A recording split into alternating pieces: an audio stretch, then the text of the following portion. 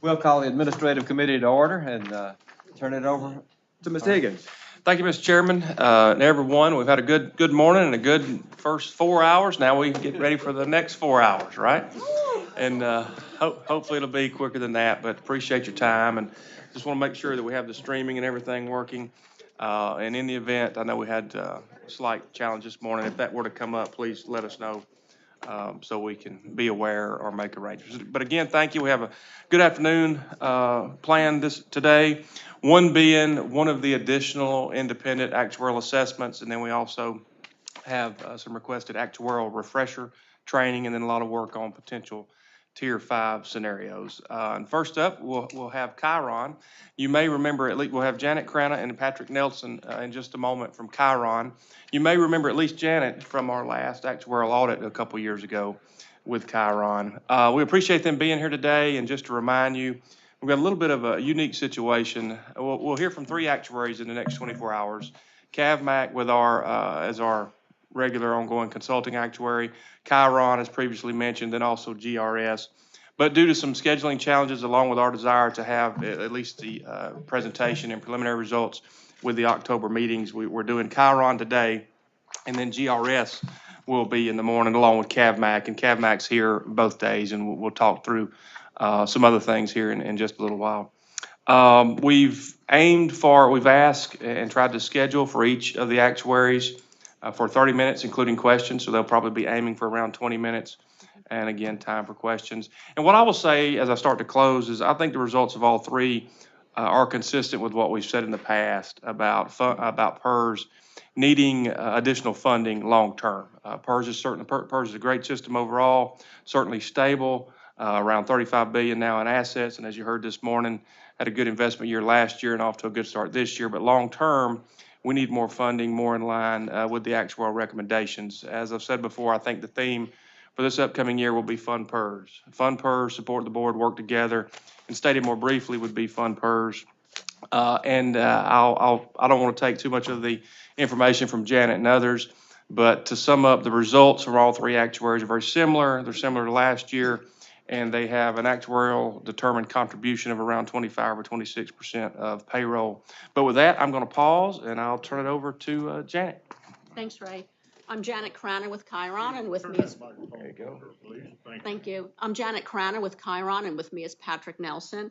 So as Ray mentioned, we're going to present the results of our independent actuarial assessment of PERS as of June 30th, 2024. We're going to first just give you the purpose of the audit as it relates to Senate Bill 3231. We'll then go through our actual results of our analysis, and then we're going to go over your funding policy metrics and then give you some projected outlooks based on our assessment. So I'm on page 2, and a little bit about Senate Bill 3231 and why we're doing this assessment. Senate Bill 3231, it rescinded the PERS board approved employer contribution rates, which were going to increase the fixed contribution rate by 5% phased in over 3 years. However, Senate Bill 3231 rescinded that, and it provided for just 0.5% increases each year from July 1, 2024 through July 1, 2028, so that ultimately on July 1, 2028, there would be an ultimate rate of 19.90%. So the PERS board does have the authority to make recommendations regarding additional funding. However, to do that, they need 2 independent assessments from independent actuaries. So that's where Chiron comes in. We're providing you with one of those independent assessments. And then ultimately, it's the legislature that has the sole authority to implement any recommendations. Now, in doing this analysis, we received data from PERS and from CAVMAC, and that was data on all of your members, your retirees, your actives, your terminated vested members. We also received financial information from PERS, and we also looked up your plan provisions based on the Mississippi Code. We took all of that information, We also applied economic and demographic assumptions, and those assumptions are the same assumptions that were used in last year's valuation as of June 30th, 2023, and it's based on the most recent experience investigation that CAVMAC prepared last year, and we'll go over that a little bit later on in the presentation. So we took all this information, put it into our actuarial models, and from there we project benefit payments out for all your members. We then discount it based on your economic return investment assumption of 7%. And from there, we're able to calculate what the funded status of the system is, as well as what the resulting contribution requirements are needed to fund the system properly. So with that, we're going to get into some of the results of our analysis on the next slide.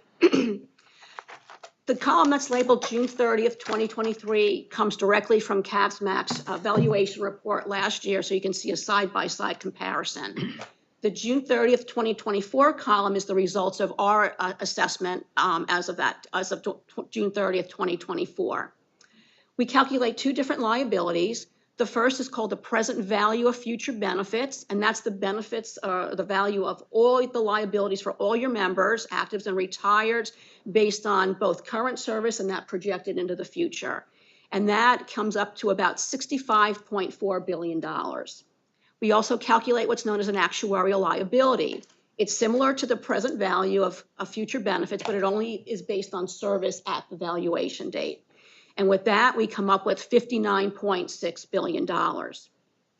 We also disclose two value of assets. The one is the market value of assets, and that's based on your financial statements, and that's $33.45 billion. But actuaries also calculate what we call an actuarial value, because we want to smooth those investment gains and losses over a period of time, because market values, as you know, can be very volatile from year to year, and that would cause your contribution requirements to be volatile as well. So we calculate the actuarial value, and in this case, we smooth your asset gains and losses over a period of 5 years. And with that, that value comes out to be $33.54 billion. We then look at the difference between your assets and liabilities, which is known as the unfunded liability.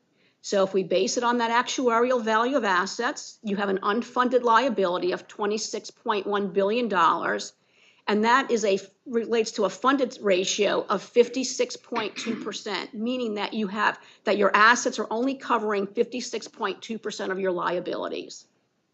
We'd look at the same value on a market value basis, and you have an unfunded liability of $26.2 billion with a funded ratio of 56.1%.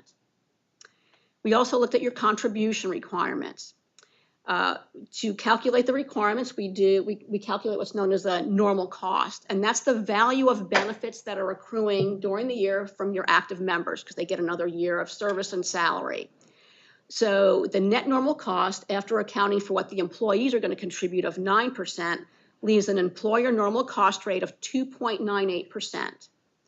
Your fixed contribution rate, based on Senate Bill 231, is 18.90%, which means that you only have 15.92% of payroll going towards drawing down your unfunded liability. We also compare that to what we call an actuarially determined contribution. That takes the normal cost and then it amortizes that unfunded liability over 25 years. And that's a pretty common method when we value pension plans in the public sector. That's a pretty common funded method to take that unfunded liability and amortize it over a reasonable period. So in your case, the methodology assumes that your unfunded liability would be calculated to pay it off over 25 years.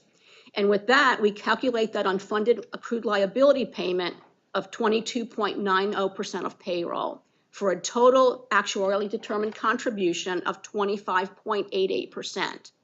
We compare that to the fixed contribution rate that you're putting in of 18.90%, which means that there's a funding shortfall of 6.98%. So that's the deficiency that we're looking at each year going into the system. Just some background into how we did the analysis. We got, as I mentioned, received data from both the PERS staff as well as from CAVMAC. We've got actives of about 145,000 members. We've got retired members of just under 100,000.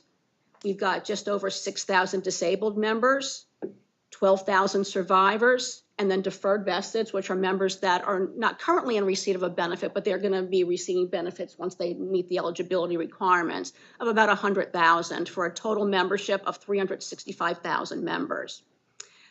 There's also annual compensation of about $7.2 billion, and you're paying out retirement allowances of about $3.2 billion a year.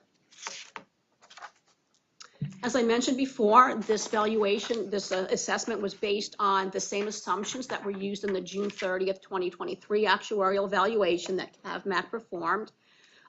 It was based on an experience investigation covering the 4-year period ending June 30th, 2022. We did review that experience study. We looked at their methodology and their conclusions. And what we determined is that the economics assumptions that they used are reasonable, and they comply with our actuarial standards of practice, number 27. And that provides guidance to actuaries of how to set the economic assumptions. We also concluded that the 7% interest rate assumption that was being used is appropriate based on the analysis that was provided in their report. And it is also a very common assumption that is used among other large public retirement systems. NASRA does a study every year based on your large public retirement systems, and 7% was the rate that was used by the median of those large public systems. So we do feel that that 7% interest assumption that's being used is reasonable for this system based on the information based on your asset allocation and your capital market assumptions that the investment actuaries have provided. We also looked at the demographic assumptions. These are assumptions relating to mortality, retirement, termination, disability, and we concluded that those assumptions are reasonable and that they comply with ASOP 35, which is the selection of demographic and other non-economic assumptions as it relates to valuing pension plans. So we are confident that those assumptions are reasonable for valuing this particular plan. With that, Patrick is going to go over some of the projected outlook and what you can expect to see going forward. Thank you. So the first slide that you're looking at is what the projected outlook of the system would be based on Senate Bill 3231. So using the contribution schedule that was outlined in that bill. To give you a little guidance on what we're looking at in these charts, the top chart are the assets and liabilities of the system. The gray bars being the liabilities, the accrued liability to date. The line going across is the value of assets. Theoretically, there's an actuarial value and a market value of asset line right there, but because we expect no future gains and losses on the assets, one kind of covers up the other in these charts. The funded ratio on top of the charts, starting with the 56% as of 2024, and we're projecting the system to get up to about 69% in 30 years in 2054. One of the board metrics is as of 2047, we're looking at about a 61% funded ratio at that time. The bottom chart is the contributions going into the plan. The gray at the very bottom are the 9% employee contributions, and then the yellow on top of that are the scheduled employer contributions, state contributions coming into the system. The lines going across these charts, the green line kind of going across the golden part of it is the normal cost and expenses. So that's, again, the benefits that are being accrued during the year.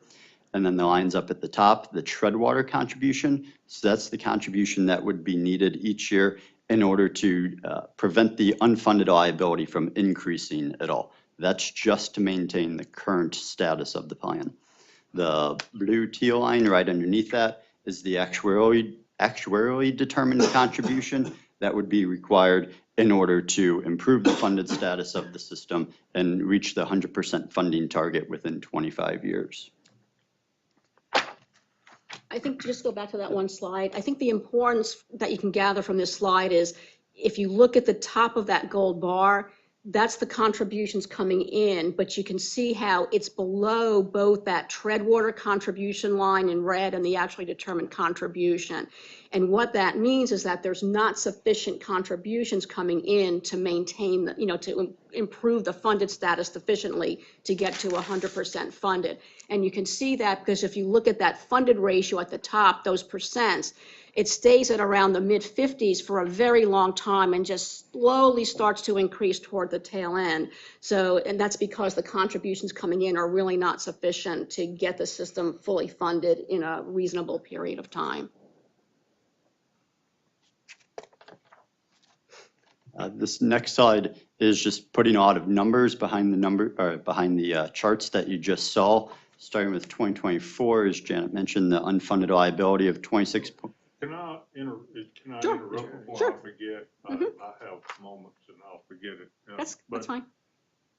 does what you just said is the amount of funding coming in and the 69% at 2054, even if we change a tier that eliminates any other liability, so to speak, that with this in 2054, we would still be facing years of paying off the current liability? Is that Correct. can I extrapolate that Sure. into this? Yeah, because even if you add another tier and they're not going to accrue benefits, that unfunded liability still needs to get paid off.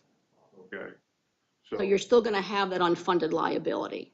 Yeah, I was just making sure that in order to get that to zero, it's still got another. You still have to pay that off. Yes, okay, Yeah. thank you. Mm-hmm.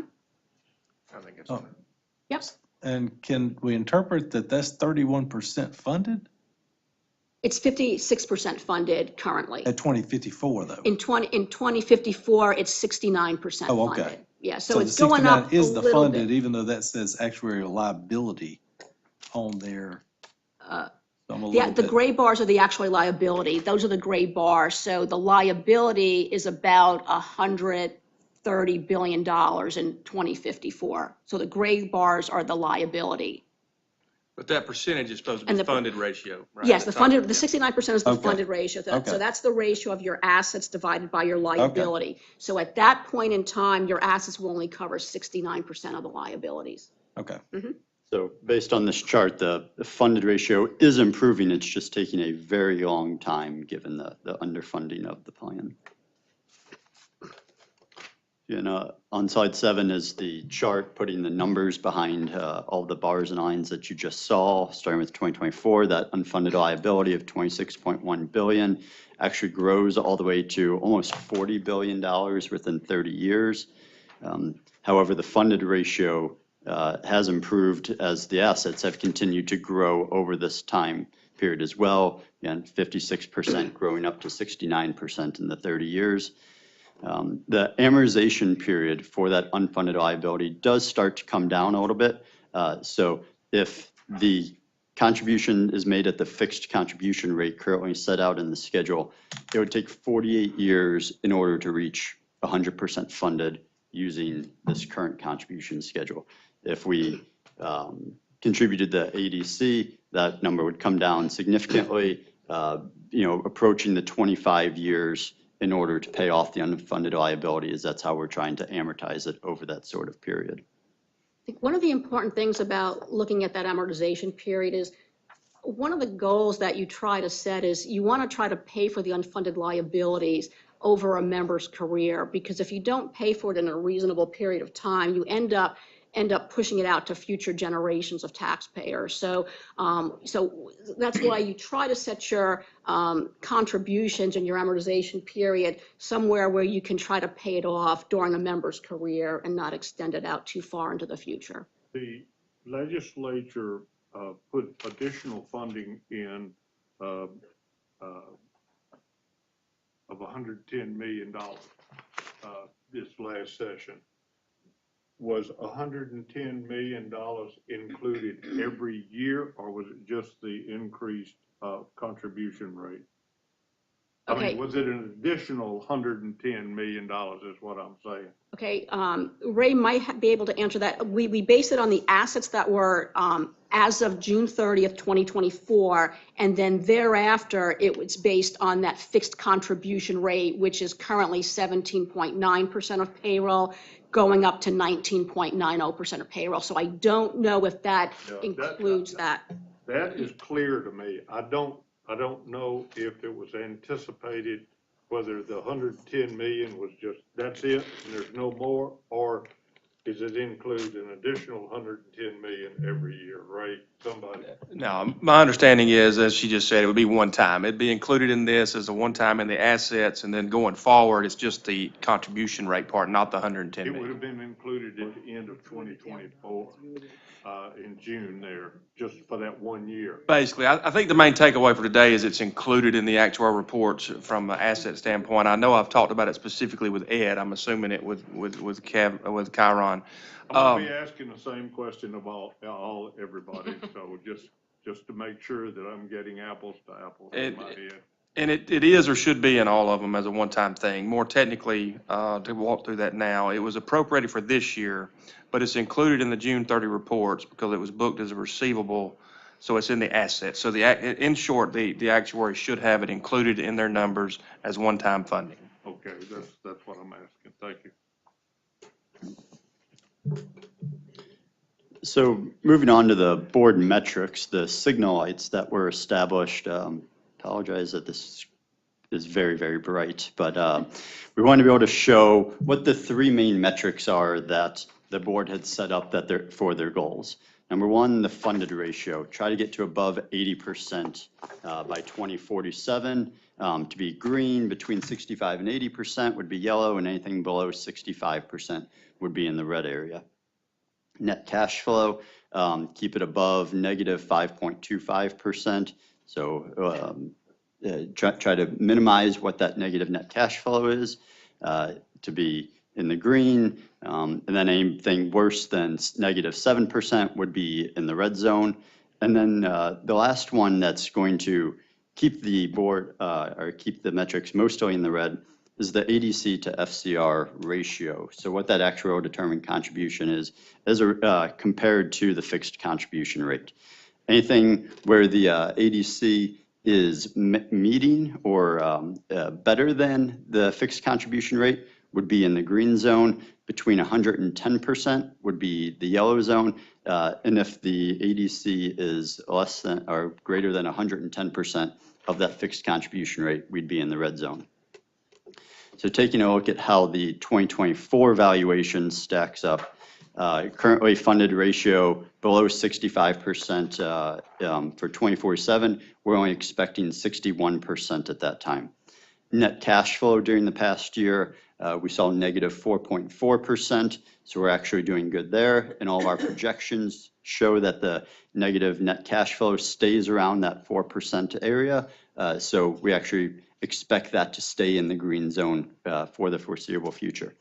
The ADC versus the fixed contribution rate ratio, on the other hand, again, currently over 110%. It's actually all the way up at 133%, and will continue to grow as long as that ADC is not paid each year. The ADC will continue to increase, trying to get the funded status back in line over 25 years. So currently it's at 133% as of 2024. So the next slide we're going to look at is what is needed in order to turn all of these metrics green. The most important one to look at here is what that ADC to FCR ratio is. That's going to be the key to getting the system into a good funded position. So as we mentioned before, for 2024, we calculated that to be 25.88% of pay beginning July 1, 2027. So if we start contributing that actual determined contribution as of July 1, 2027, we'd be right at 100% on that ADC FCR ratio. Our cash flow continues to stay better than negative 5.25%. And our funded ratio would actually grow to 87% in 2047. So we're beating the 80% benchmark that we have set there, moving into the green zone. The two charts below, very similar to what we looked at a few slides ago. However, this is using that actual determined contribution for the contributions that are coming into the system. You can see on the bottom chart, the gold bars have increased all the way up to that teal line to show that we're making the actual determined contribution each year. And then the funded ratio on that top chart grows. We get to the 87% in 2047. We reach 100% about 2051, 2052, and even a little bit better than 100% in 30 years at 2054. So that's sort of the goal that we want to be shooting for in order to fund the system over a reasonable amount of time. And the only way you get there is by contributing that actual determined contribution each year. So with that, that's kind of our prepared remarks. We're happy to answer, additional questions.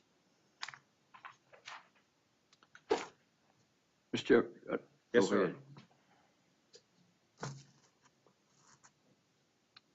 Mine's a quick one. We've heard several speakers today tell us how great our investments have been for some time now.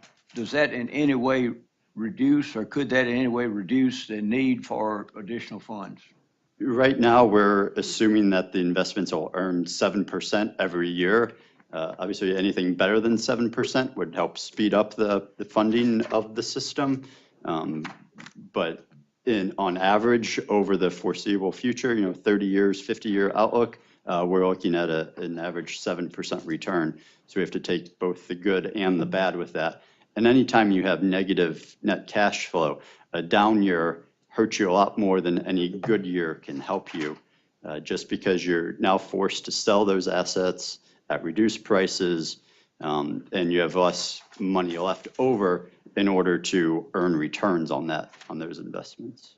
Second question, it may not have been a part of your company's charge, but was any consideration given to the change in benefits in any way, or that was not a part of your charge? That was not a part of anything that we Okay, did. thank you.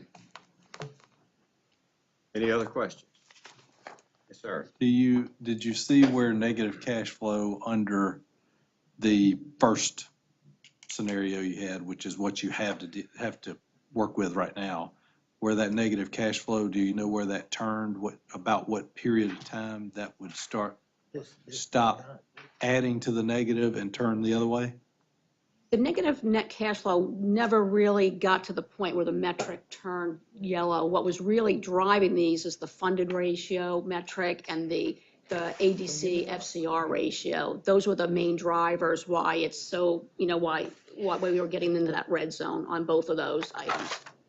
And just a little feedback on the column with what you explained, and I may have missed it, but on the first couple of pages where you got the comparison with CAVMAC, Yep. just not clear to me that column is CAVMAC stuff. Oh, It looks like there's two, like yeah, you went and did both of those, and Yeah, that's why they look so much in different. the report, we actually spell out that the June 30th column is the one that was prepared last year by CAVMAC. The June 30th, 2024 column is the one that Chiron prepared. So if you do have some revision, because you Yep. may have others or whatever, just a suggestion to have that maybe at the top of the column. Okay, sure. Any other questions? First Central. Thank you. A couple things about the assumptions, because one of the lessons I've learned in the last few years is taking a snapshot and legislating based off that's not very beneficial. So to start with, if you are using a payroll number, did you determine a growth in payroll? Yeah, the payroll assumptions that we used were the ones that were recommended in that last experience investigation that was prepared by CAVMAC. What's that percentage? It varies by age and service, I believe. The overall payroll growth is 2.65% per year. That's on average. And then there's a schedule based on, for that individual salary increases will be each year for each of the members as well. But at the end of the day, what we collect is based on gross payroll. correct? I mean, we're paying 9%, employees are paying 9% on gross payroll. payroll. And the employer is paying, Correct. okay, so it would be on gross payroll. So we assumed a 2.6% growth in gross payroll in the 25-year metric that you ran it out to? Correct, Correct. yes, 2.65% per year, Okay. every year. And I'm gonna go through each one of these, because every one of these that changes goes back to the question that was just asked, would change your assumption, or your assumption changes, so it would change our numbers. Well, yeah, the numbers would change 2 years in two ways. Yes, the payroll growth would increase.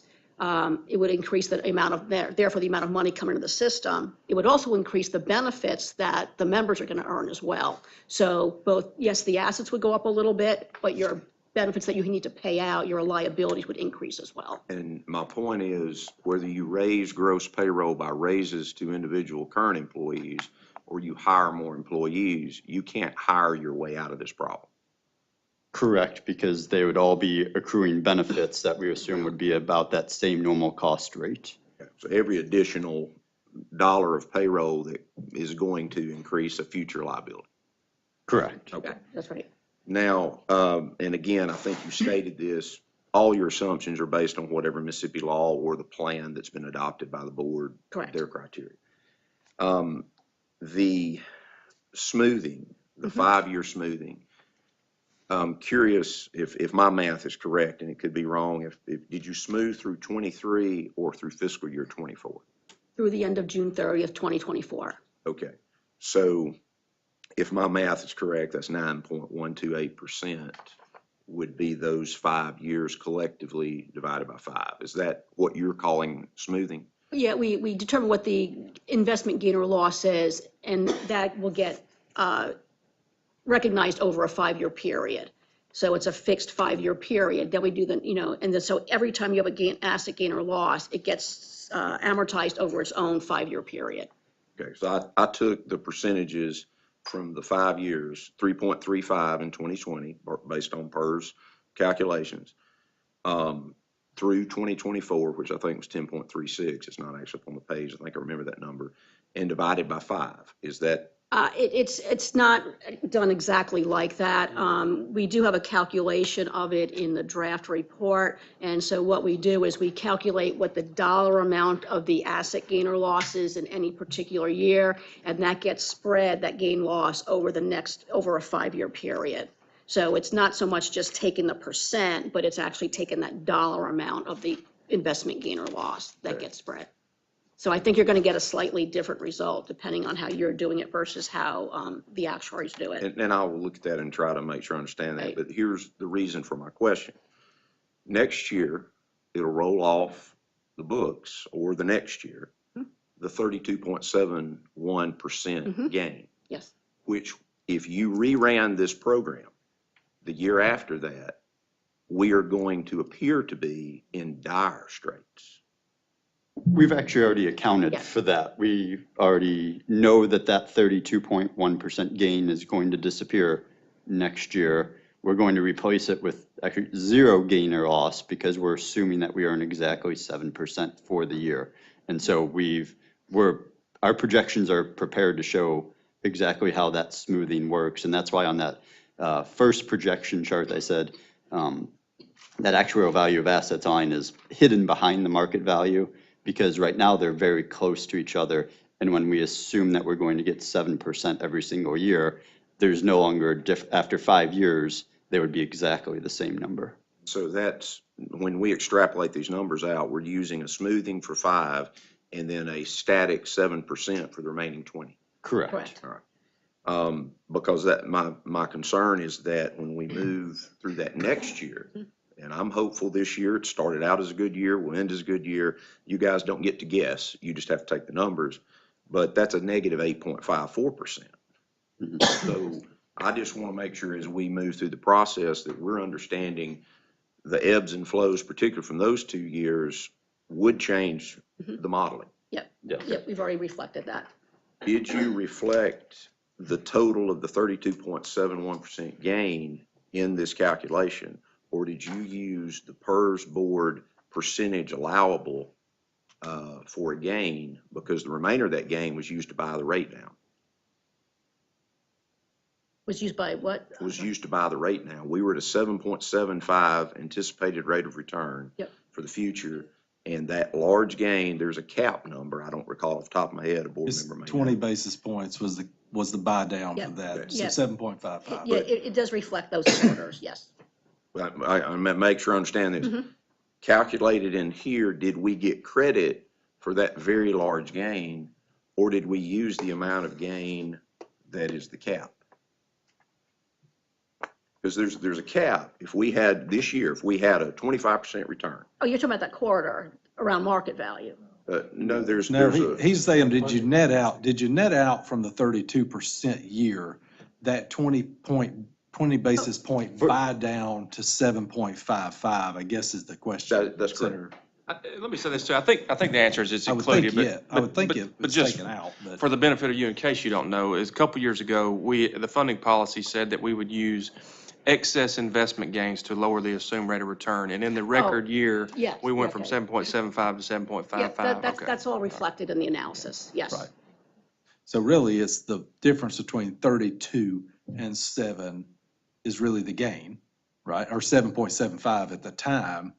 And then that was a buy down of that 20 basis points. I'm sure CABMAC knows the Yeah, answer to this question, I think, but yeah, no, we were following the same methodology, Okay. so that's all been reflected. Because as we're making current Mhm. funding decisions, whether it's cash infusion, whatever the decisions are, I just want to make sure that, when we talk about actuarial smoothing, Right, I don't know that I understand 100% what that is. First time I ever heard Mr. Higgins use it was a little confusing. And that I do want to make sure I understand. Did we get credit for the Yep, full that- 32 or not? yeah, that's all been reflected in these numbers. And on that note too, what we can do in perhaps tomorrow when Ed's up, or maybe in a few minutes, but at the right time, we can walk through. There's a page in each valuation that shows the smoothing, so we can have a visual for that. And then the last thing would be the amortization period you're reflecting is a 25-year amortization. If it was a 30-year amortization, these numbers would look a little better. Is that correct? Well, it would, if it was a 30-year smoothing, then that actually determined contribution would be lower. And we were talking about paying it off over a member's career. The member's career to fully vest in the PERS system is 30 years. So if we're paying it off in a member's career, wouldn't it make sense to have a What you really 30-year want to look at amortization? is what, even though, not so much what the eligibility is, but based on the assumptions, how long somebody is expected to work in the system. So it's a little bit different. So you want to base it on what the member's career is going to be based on the retirement assumptions and when they're expected to retire and start receiving benefits. Well, I mean, 30 years is full retirement. So in other words, they would take a cut on benefits if they left early. Right. Which is factored in. I just, Mhm. but is there a reason you chose 25 years? That's the current methodology from the board, that the board's currently using. So we kept the same methods that are in place. And the method right now for amortizing that unfunded liability is a 25-year layered amortization. So every time we do the valuation, whatever that new gain or loss is gets amortized over a 25-year period. Is that, And that's pretty common. I mean, that is an acceptable actuarial method. There's a lot of public retirement systems that use methods like that. and I'm just, the reason I ask these questions, I realize that 7% is accepted. 25 years is accepted. But in the last 5 to 8 years, we've moved from 8 to 7. And we've moved from 30 to 25. Both of those moving to a more conservative position that I understand, but those two moves change these numbers dramatically without losing a dollar in investment. Is that fair? Yeah, yes, and not many systems really use 30 years. Again, if you look at a lot of the actuarial papers that are out there, it's not, 30 years is not common anymore for funding these systems. Most of the systems are using, I would say 25 is probably on the higher side of what a lot of the systems are using. Many of the systems I use are either 20 years or short, even shorter than that. Thank you. Thank you, Mr. Chairman. I would point out one thing. At the end of 2023, which is the last numbers that I was able to look at, the person that reached, I'm gonna say retirement age 65, their total number of years in the service was 16 years. But those who stayed for a career averaged 30. So you're gonna have a number anywhere between 15 and 30. And I think that the actuaries take that and do it by person and figure out what that number is, and that's how we come up with the closest to the 25 or something like that. Correct me if I'm No, wrong. that's correct. When we do experience studies trying to figure out what the expected retirement date is, we look at, the past several years, when members are actually retiring versus what was expected, and we fine tune that assumption based on experience. So just because you have full retirement at 30 years, not all the members are going to stay for that full 30 years. So we look at all that information when we try to set these assumptions. And if I'm not mistaken, when we started this process, we started at 30. And that, we're 5 years into the 30, and that brought us down to the 20, that also brought us down to the 25, if I remember correctly. That's right. There was the unfunded at that time was set to a 30-year amortization, and we have the layered amortization going forward, which was, like she said, It was 25 after years that. for future gains and losses.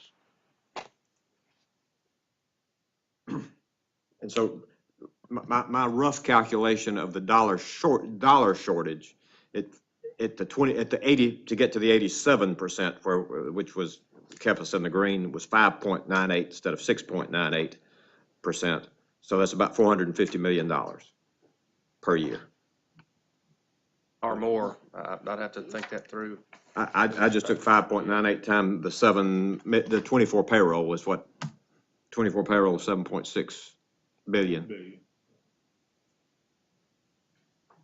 If actually my numbers may not be, I may be off on that, but. Did you use Brewer elementary math on that? No, I used Apple here, and that may have been, that may have been the.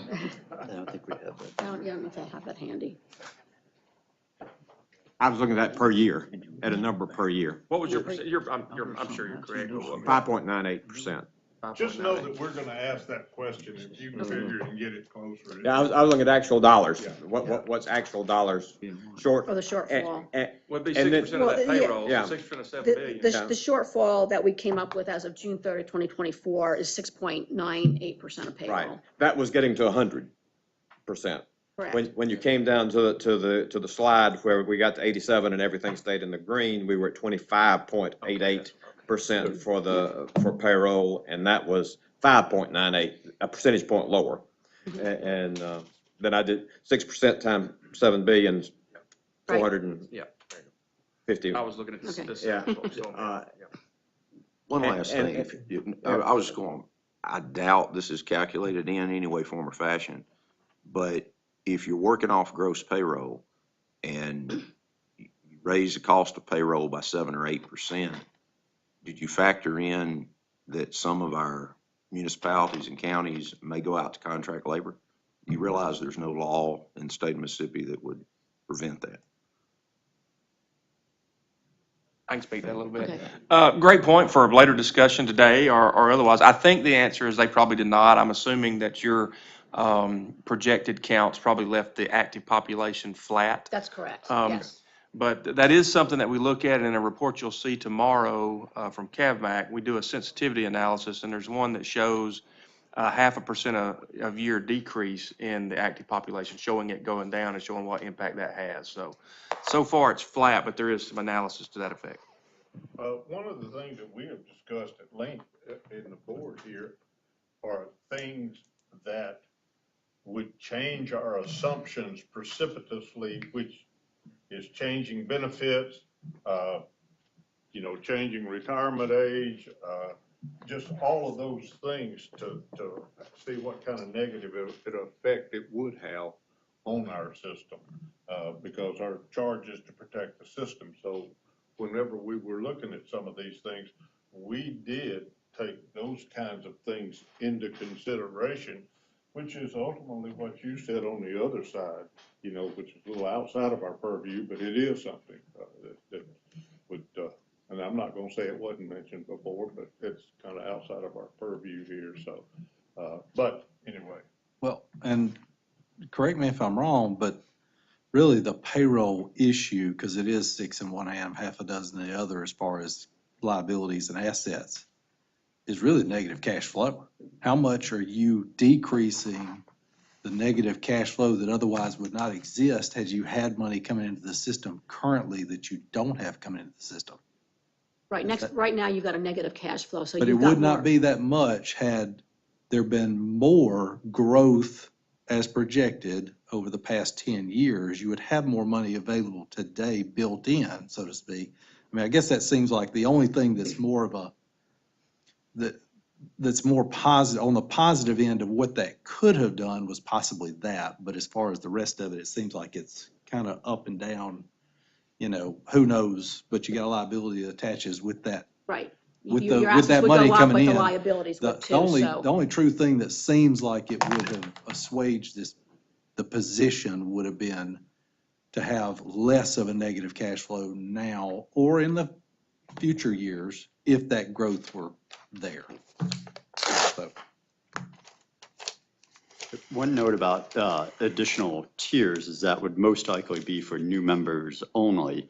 And you have such a large legacy liability, it would take a very long time for that new tier's benefits to have a significant impact on the cost of the system as it stands.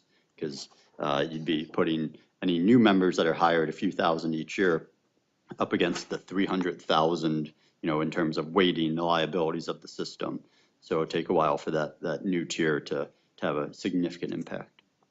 But if you put surplus revenue on a consistent basis of significant value into the current tier plan, that would somehow, some way actually start to upward trend the current tiers, right? Yeah, any sort of additional. But on a consistent, not a one-time, consistent multi-year Right. facet, like Louisiana just did. Yes, any sort of consistent contributions that you are putting in above, you know, either the current scheduled contribution or even the actual determined contribution is only going to improve the funding of the system faster and Right. better. So, I mean, and then, like you said, the new tier eventually would help the old tier, but kind of, sort of, maybe. But it's really, it all depends on really surplus revenue or some revenue source stream going into 1, 2, 3, 4 to help future and in a consistent, not one-time monies. Right. Right. All right. well, I think that's to the point, Treasurer, is that until there is some policy of the actuaries having to pencil in that number, it's not there. Not in the future years without something like that. And I think that's why these numbers look like they do, is because without that percentage of payroll being somewhat guaranteed, if you will, even though we know that's not necessarily the case, without those numbers being in there, they're going to continue to look that dire, because even if the legislature funds it directly, right? Right,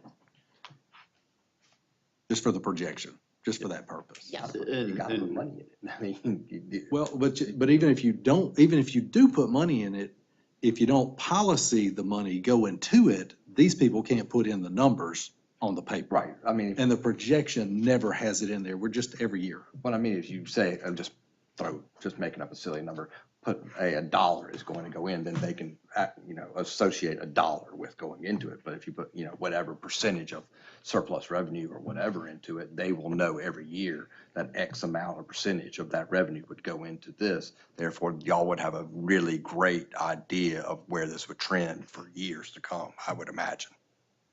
And if we know that the contributions are coming in, that certainly helps. The one-time contribution, I'll let your investment consultants weigh in more on that sort of market timing, but if you put it in fall of 2020, you're a genius. You put it in fall of 2021, you wasted all the money. So the regularly scheduled contribution is a significantly better way to fund the system. All the one time does is show a spike, and then you're just gonna go straight back down to where you started.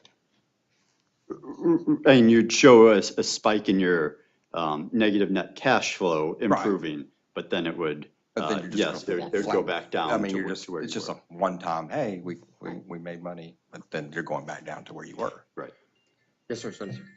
I would say, and I think I've got this right, if there is the appropriations process is every year, And you can't rely on what the legislature may do through the appropriations process next year and a year after that. If there's a statute, then it says the legislature should do something every year, you would rely on what's in the law, and you could feel like, because that's in the law, you can recognize that in your projections. But if it's not a statutory requirement, the legislature do something, and sometimes we don't even do statutory requirements, but you would recognize that statutory requirement as apart from what may or may not get appropriated through an appropriations process. Is that right? Correct. We would follow the statutes. Thank you. Any other questions? I would just say I've enjoyed the discussion. It's been good for me today, y'all. Thank you. You're welcome. Well, thank you. Thank you. Thank you. Thank y'all. Good work. We appreciate you coming in, and thanks for the reports. And again, just to emphasize, I should have said this in the beginning, draft reports, preliminary results, I don't really expect the big picture to change too much, but since they're relatively fresh, and give the board and everyone time to review them. But thanks again. Thank you. Then we're gonna flip back to part B. That's right. That's right. Thank you. Thanks again. Safe travels. If we could, I'm gonna ask Ed Coble to come up if you want to. Ed, we'll start to switch up. May need a brief intermission, but hopefully since it's the same meeting, we can do so pretty quickly. Two things on the horizon the rest of the afternoon, one being some brief actuarial training, Actuary 101 kind of refresher information and refresher training that we had a request for. But think that would be helpful because it kind of puts in perspective what's going on behind the scenes and why. And then we have information on Tier 5. And I do want to talk a little bit about Tier 5 as we introduce that in a few minutes. But I think we're going to do the actuarial training information first. You still want to do that without timing wise? Yeah, I mean, Ed, if you could just breeze through, I mean, the slides are there for the board's perusal, but if you breeze through it, it would be appreciated. Yeah. And I had a question about a motion while he's doing that, and I would say no, that report is just information only. And that's what we'll do with, if the board agrees with all the actual reports this time around. And will there just be finalization of that, and then it's sent to stakeholders? That's right. Excuse me. Sure. I Well- was just gonna say though, if these are considered, what'd you say? Preliminary draft Preliminary, reports. Yeah. Then in our scheduled meeting that we have right now in November, that's probably when we would do the finalization. I would agree, yes, sir. Unless there's a need to do it beforehand, but that's what I would think. We would have finalized them then.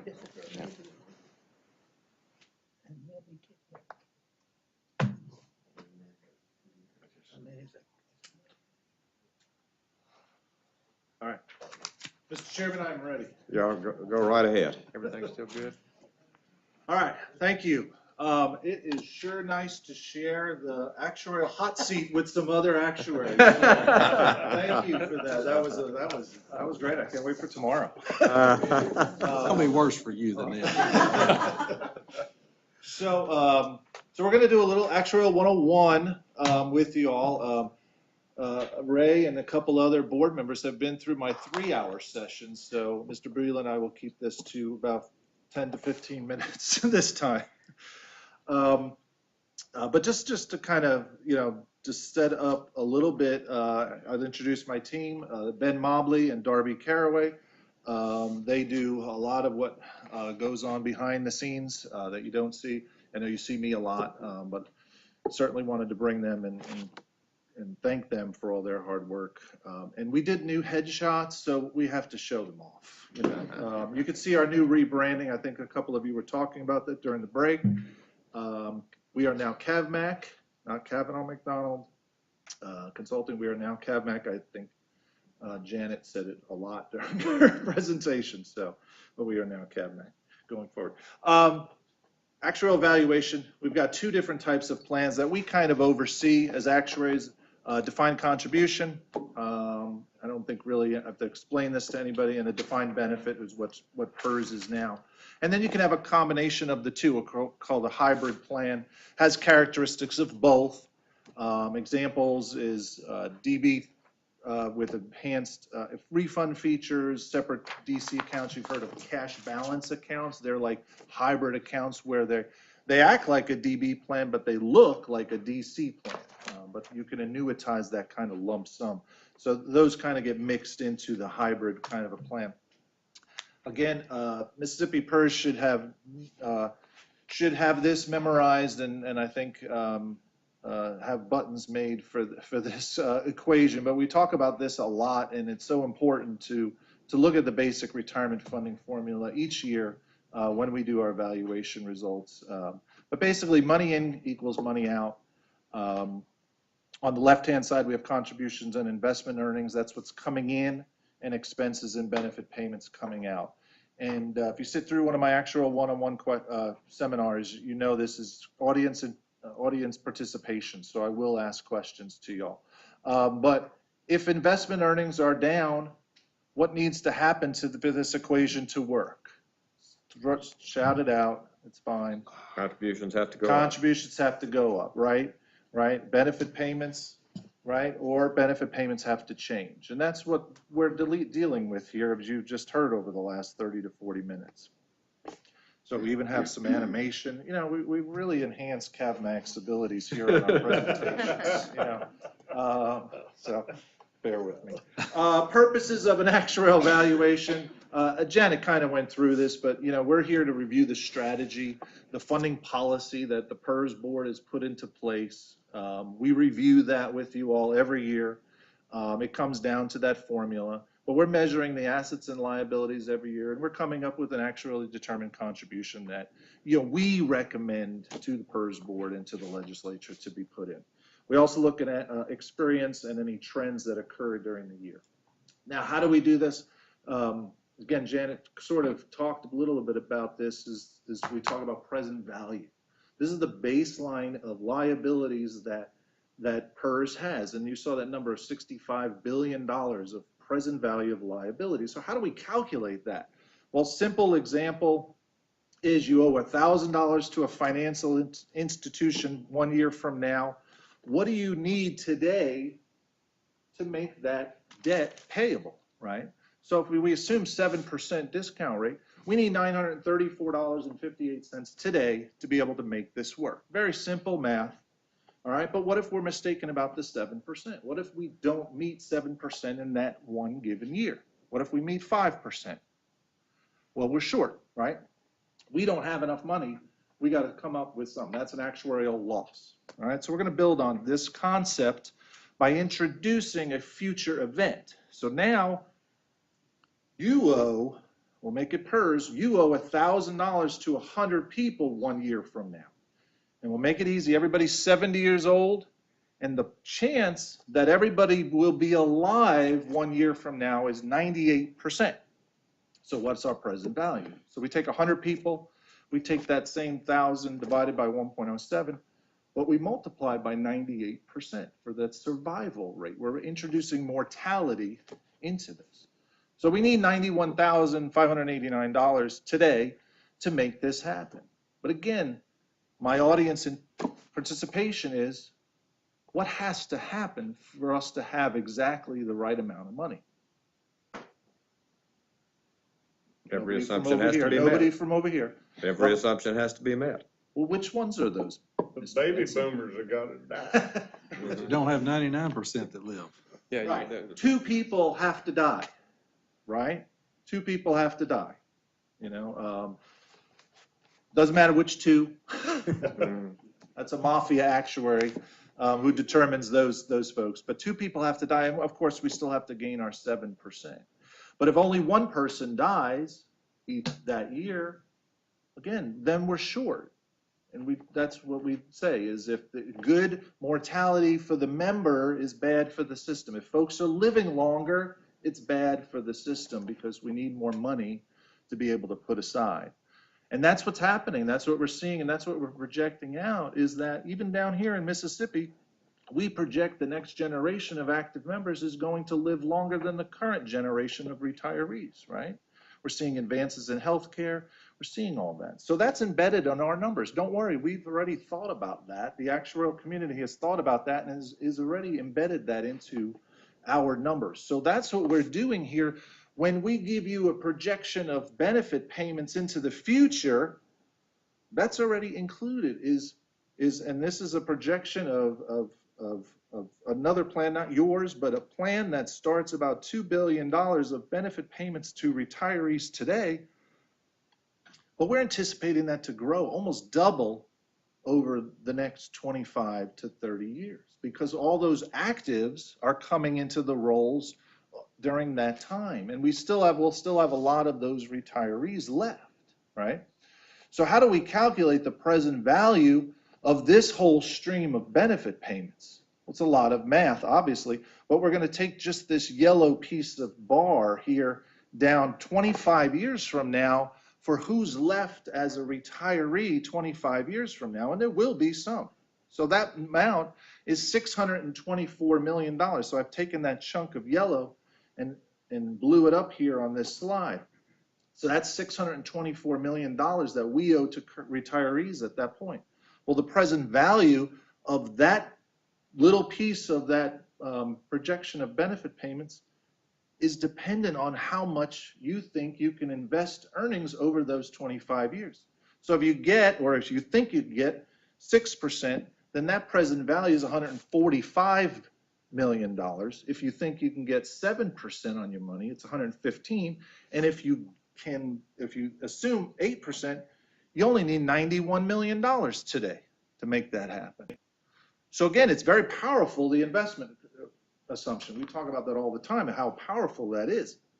That's a $50 million swing just for that one little piece in the puzzle between 1% and 2%. So our valuation process is to calculate the present value of future benefits using that payment stream that we saw for all of those little chunks that we saw out to the last active member is receiving a benefit, which is 90 years from now, right? You just hired somebody who's 20 years old.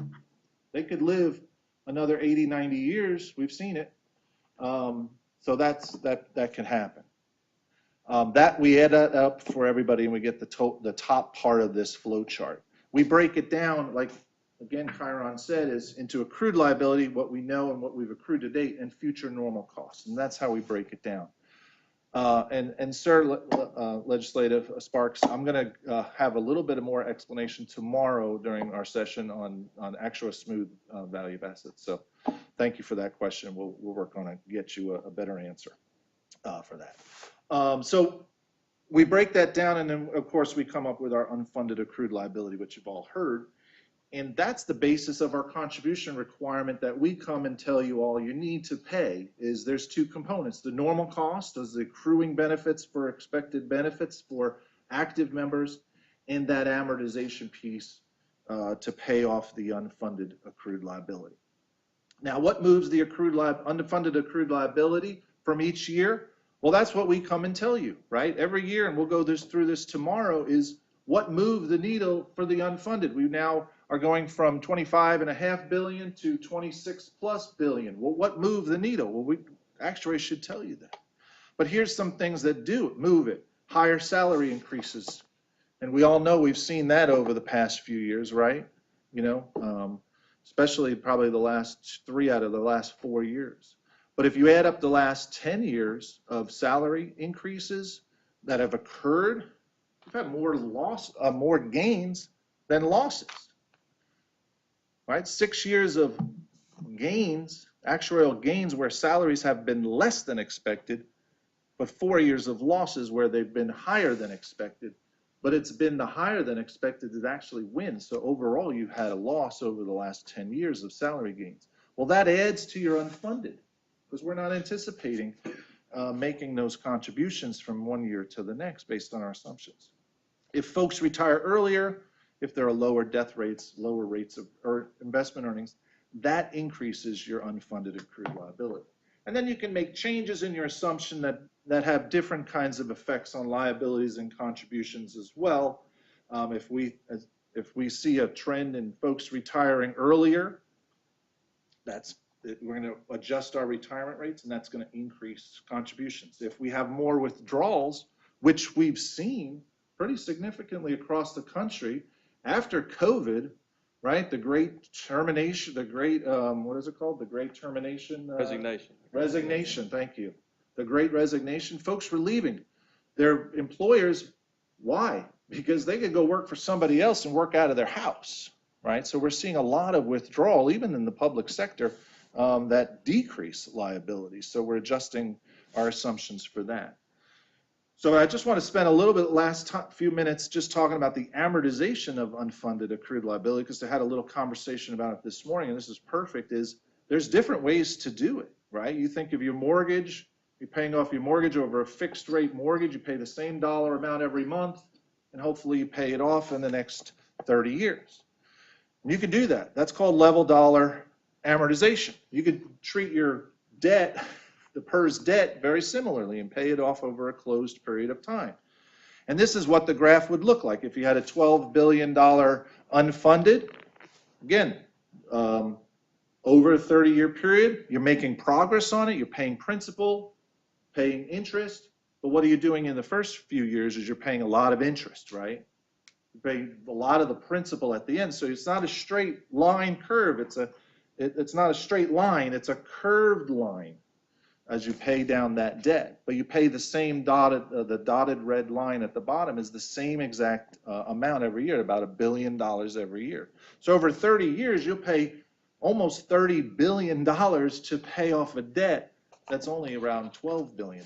That's how much interest accumulates each year as you pay off that debt. Now, there's another amortization methodology called level percentage of payroll, which is what PERS use and what the majority of pension plans use across the country. It says, well, we don't want to pay based on a level dollar. We want to base it on our payroll. And we think our payroll is going to grow, right? We have an assumption for what our total payroll is going to grow. So let's base it on that. And we pay less in the beginning, but as our payroll grows, we pay more. And it kind of makes sense. It's like, I wish I could do my mortgage like this, right? You know, when I'm making $30,000 as a young actuarial analyst, I couldn't afford my mortgage, but now I'm making the big bucks, I can pay a lot more as a percentage of my pay, same percentage of my payroll and pay more. Well, that's the same thing with paying this debt off.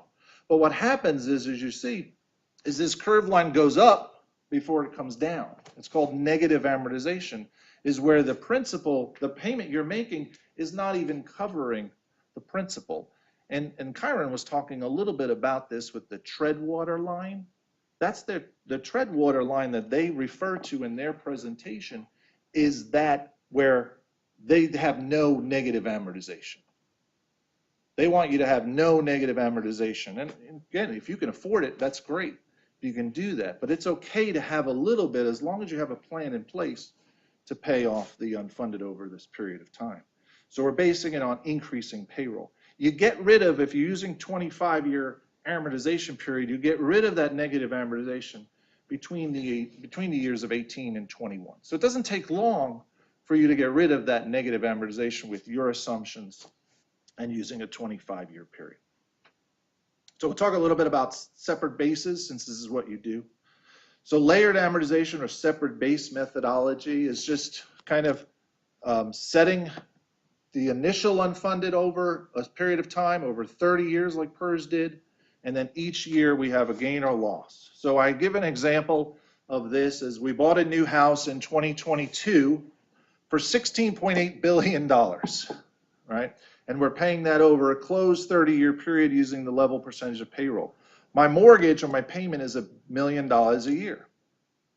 So we set it up $16.8 billion, 30 years, $1 million, $1 billion a year. It's 1,000 million. Really, I got to change that slide. It's 1.0 billion. So it's $1 billion, which is about 17.4% of your ADEC rate. These are your numbers that we set up. So what happens that was in 2022. In 2023, we make an addition to the house and we finance that over 25 years. This additional cost of $131 million to have this addition onto the house. So our legacy piece is now 17.057 billion. It was 16.8. It grew to over 17 billion due to that negative amortization. That $1 billion is not enough to cover principal or even all of the interest. So it grows a little bit. So it grows over that time, and our payment grows. Last year, our payment was $1.014 billion. Now it's $1.047 billion. So this is level percentage of payroll methodology of how you, and separate bases kind of included with each other. So you can see now this year we need $1.056 billion to pay off this mortgage, and it's 17.48%. So our rate went from 17.4 to 17.48%. It's grown because of this loss that we're anticipating. But if we didn't have a loss, it would still be 17.40 because we didn't have a gain or loss, and it stayed level as a percentage of our payroll. As long as our payroll grew by 2.65%, we would have the same percentage for ADEC. The dollar amount goes up, but the percentage stays the same. So then now 2024, we win the lottery. We win $92 million in the lottery. We get a gain. We're going to help pay off some of this debt. So you see now we have another base to help $92 million gain, which offsets the payment by $6 million over this time. So now our payment, again, the 2022 legacy went up to 17.3 billion, and the payment went up. But you know, the legacy, if you combine all three, our remaining period is just under 28 years. So this is what we're doing. We'll go through this tomorrow in a slide. I have a slide on your numbers exactly and what we've seen. But this is what separate base or layered amortization is doing for you guys. So again, that's my very quick actuarial 101. You did good. Thanks for indulging me. Worst case is they vote me out as chair. Or best case. Right. Well, All right. you said that, not me. No. I had to and this may be tomorrow, and this may not be a question for anything. If just play with my number that I had before, that we were $450 million underfunded. If we make 8%, we're at $35 billion right now. If we make 8%, we have $350 million in excess gains over what we were anticipating. So we're really only $100 million short.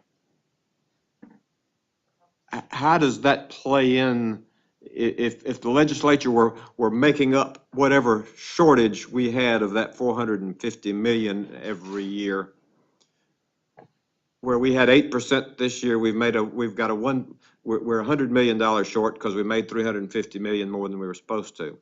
But you know, the downside of that is next year if we got zero, we're 7 times $450 million short.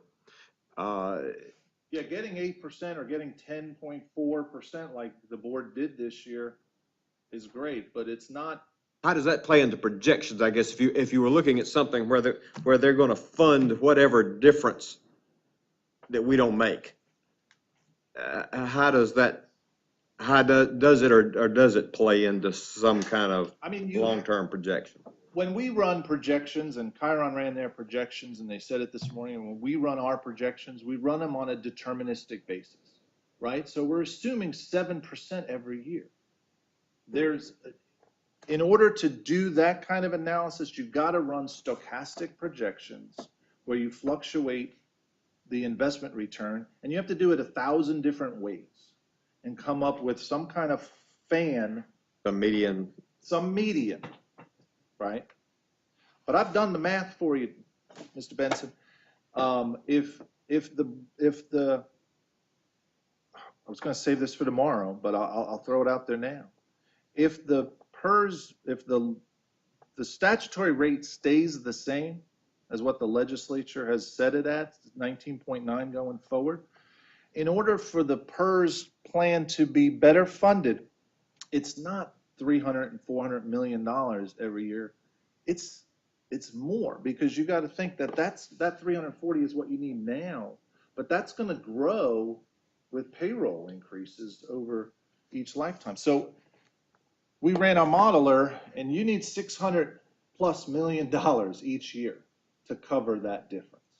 If you, not the 110, it's comparable to the 110, but you need over $600 million to get the plan funded according to the PERS funding policy. That 100 or 80? It's 100% in the funding. Right, I know the policy is what the numbers you ran were based on. Yes, yes, I based it on the PERS. And I won't get into that if you're gonna show it to us tomorrow. Yeah. Okay. But that's, yeah. So it's pretty powerful what that number is, and it's, you know, what it needs to be. I won't ask any more questions. That's. Mr. Chairman, you ready to move Yes, toward the tier yeah, 5 stuff? We're ready to move. So just briefly on that, as we do that, I will say, I think that we do, as a state, need an appropriate tier 5. I've recommended that before.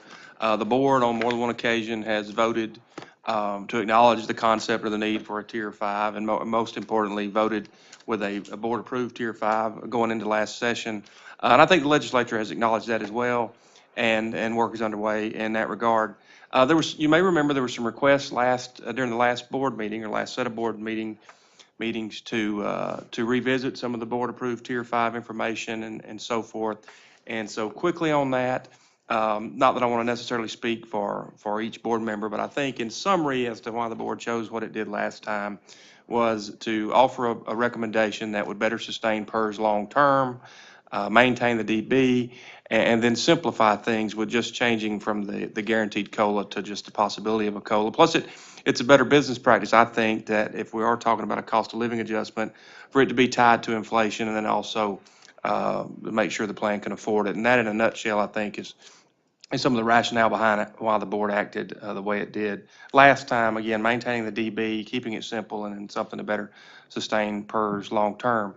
As far as today, we have several examples that Ed and his team are going to go through.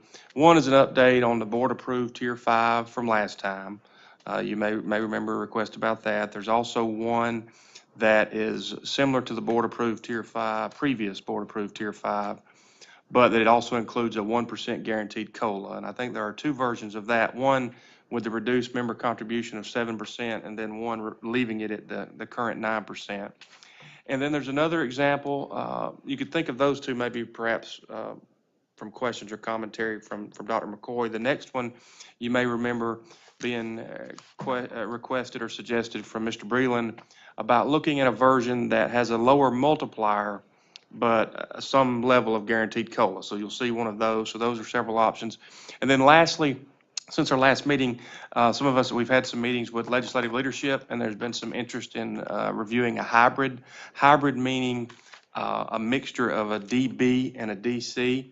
So there's an example here that they'll go through with that as well. It's not the hybrid. Certainly none of this is finalized. And from my standpoint, this is more of a working meeting, and we're not expecting or requesting any type of votes or anything today. But that's it. And now, unless you have any questions of me now, I'm going to pause and turn it back over to Ed. All right. Great. So again, C plus I equals B plus E. We're going to be talking about the B side of things, about maybe possibly, you know, adjusting the benefit side of the future benefit payment stream in the future to kind of help offset for some of the costs that we may need, the funding that we may need. So again, we're going to show a lot of projections in here. So I've got this whole slide for our assumptions and caveats, but basically all the assumptions are the 2024 assumptions, except as otherwise noted, which I'll point out. We've assumed a static population, current active members, we keep that the same. Again, we'll talk tomorrow about some volatility in that. We assume 7% investment return, and we assume that the statutory contribution rate is phased in as required by the legislature. Now, these are slides you're going to see tomorrow, but I had to show them here. But these are our projections of what PERS will look like based on our numbers. And again, we'll get into more detail tomorrow, but this is where we're looking at, and you can see we're looking at a flat line pretty much for a 30-year period of the funded ratio. The unfunded is growing and kind of leveling off, but the assets are barely growing. The assets are the blue part of this bar, and you can see over a 30-year period, they don't grow like they have been, with this current funding structure. This is our cash flow. I know, Mr. Breland, you asked Chiron what it was your drop point on cash flow, is what a point. And we get down to, again, that 2037, 2038 year, we're still in that area of where we anticipate, the worst cash flows being, and we're approaching -7%. And so while it's not, again, in the red category, it is still a warning sign of where we could be headed. And again, that does improve, not by contributions coming in per se, that is coming in, it helps, but our anticipation that there will be less retirees in PERS in future generations as more of the younger generation doesn't work a full lifetime at one employer. So retiree benefits we're anticipating potentially going down. And this is a look at our ADEC versus FCR ratio, where our ADEC ratio is growing to over 50%. Again, over the next 20 to 25 years, potentially where the ADEC is going to grow. So what is the path forward for PERS? This is one consideration, obviously, is to think about a new tier. And again, as Mr. Higgins said, we've looked at really four different, but three different types of tier fives: a pure DB with a reduced multiplier and a guaranteed COLA, and then a hybrid plan. So again, why does a new tier work long term? Again, as Chiron pointed out during your conversation, it will take a while. I'll skip down to the last bullet on this slide, is that unfunded still needs to be paid off. And it's going to take a long time for that to be paid off for a new tier to really have an impact. But what a new tier does, a next generation from now, is really aid in your sustainability. It helps control cash flow, and it provides relief from the employers of a potential increase in the employer contribution going forward. If we get to a point where we're at the ADEC rate now, or potentially phased into the future, a new tier may really aid in that relief of having to increase it after, the next 10, 15 years or so. So again, we'll try to get through all of that and explain what our analysis shows. So again, the first option, or first tier 5 benefit structure we want to look at is, again, the same similar structure to tier 4 with lower COLAs, right? If we just take the same structure, but we provide new members a lower COLA, and I said lower this time instead of none, because we actually have two, kind of an A and a B, a 1A and a 1B. 1A meaning no guaranteed COLAs going forward, and then 1B is a 1% guaranteed COLA.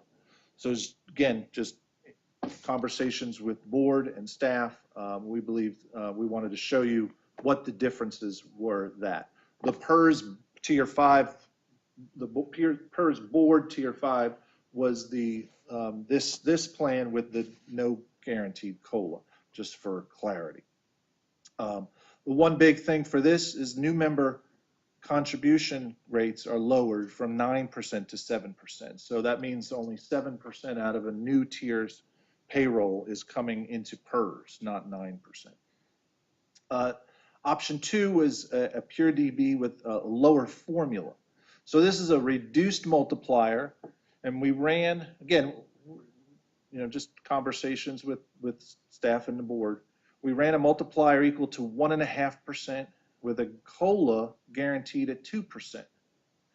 Kept the same retirement eligibility, same average compensation. We moved the member contribution back down to down to 7% as well for this tier.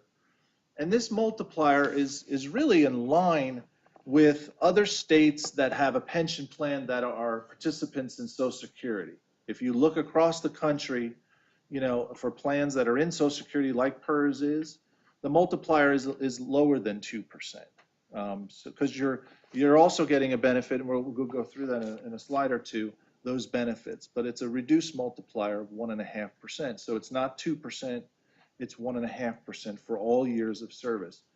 And this guarantees that the COLA is kind of meeting inflationary targets going forward, right? What is the Fed's trying to keep inflation about 2%? We're at 2.5% now. We're back down from the high. But the Fed is trying to kind of gauge 2% as a long-term feel. So this kind of brings that in line as well. So this structure, you know, is more in line with what folks are doing with Social Security states. The third option is the hybrid option, like Mr. Higgins talked about. This is a benefit multiplier of only 1% for all years of service. We actually extended retirement eligibility further out. So instead of 60 and 30, we made it 62 and 30. And instead of 60 and 8, we made it 65 and 8. Final average earnings over 8 years. There'll be no, under this tier, there would be no guaranteed COLAs and a no partial lump sum option. The member contribution rate would be kept at 9%, but it would be split 5% into the DB plan and 4% into a DC arrangement for the employee. That member would be automatically employed with the option to save more if they wanted to. A potential match could be given, not determined in this study, though I have an example where a small little match was given by the employer, but that, you know, really is up to for conversation, really, as to whether a match should be provided or not. Investing in this DC account would be basically 100% after the first 4 years. You kind of vest 25% for each of the first 4 years.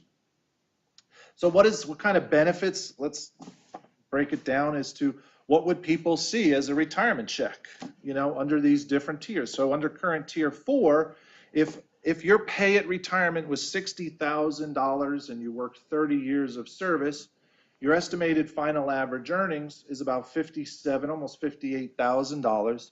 Your benefit under current tier 4 would be $34,600.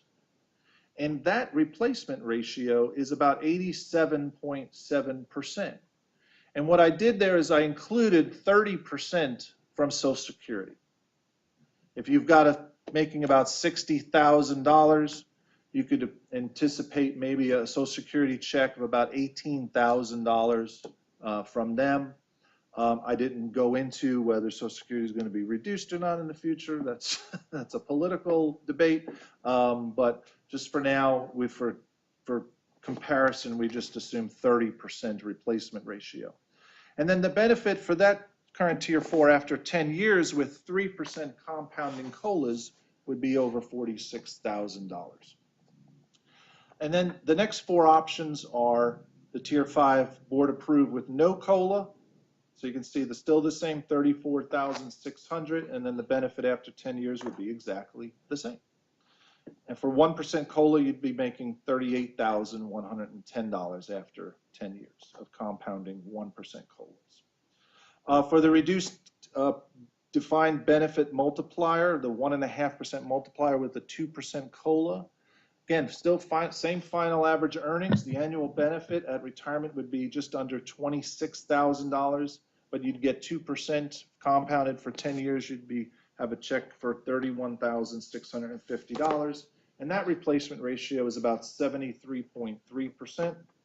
And then the hybrid plan, it's an 8-year final average earnings. So the final average earnings is a little bit less than the $57,700.